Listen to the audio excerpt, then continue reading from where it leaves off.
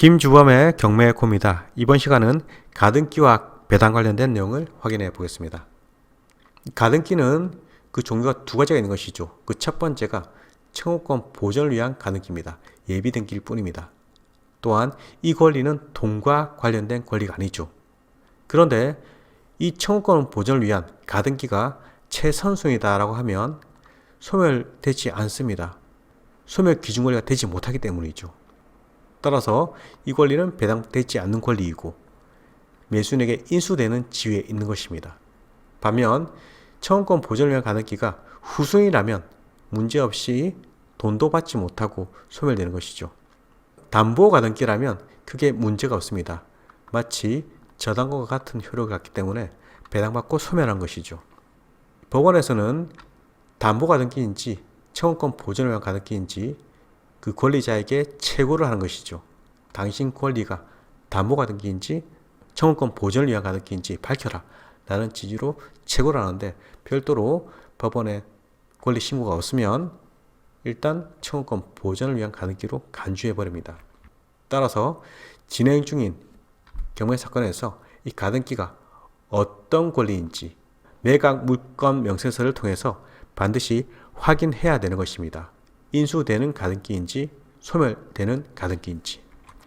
자, 이제 시간적 순서가 가등기가 등기되어 있습니다. 2017년 1월 1일. 이어서 저당권 1월 5일, 5월 1일 가압류, 이후에 5월 30일자 근저당에 기한 임의경매가 진행되었죠. 이때 소멸 기준 권리는 돈과 관련된 가장 빠른 등기인 근저당이 되는 것이고, 이 권리 유효는 모두 매각으로 소멸되는 것이죠.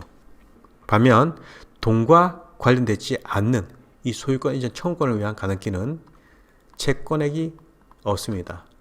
배당되지 않는 권리이죠. 따라서 인수되는 권리가 되는 것입니다. 이런 물건을 낙찰받은 매수인은 향후 인수된 가등기에 기해서 이자가 본등기를 한다면 이 순위 그대로 본등기가 유지되는 것이고, 중간에 처분된 내 소유권은 본등기로 인해서 소멸될 수도 있는 것입니다. 따라서 가등기가 최선순위에 있다. 이때 인수되는 청구권 보전을 위한 가등기다. 이때는 이해관계인 외에는 입찰을 보류해야 되는 것이죠.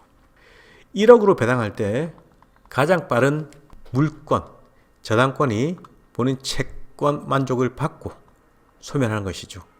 7천만 원 전액 배당받게 됩니다. 남은 금액을 후순위권자가 배당받는 것이죠. 결국 배당 순서는 가등기권자는 빵원, 매수인이 인수되는 것이고, 근저당권자 이 경매는 7천만 원 전액을 배당받는 것이죠. 권리 소멸되는 것입니다. 가압류권자 3경매는 3천만 원을 배당받고 권리 소멸되는 것이죠. 두 번째, 가등기가 또 있습니다. 그런데 이 가등기는 후순위 가등기이죠.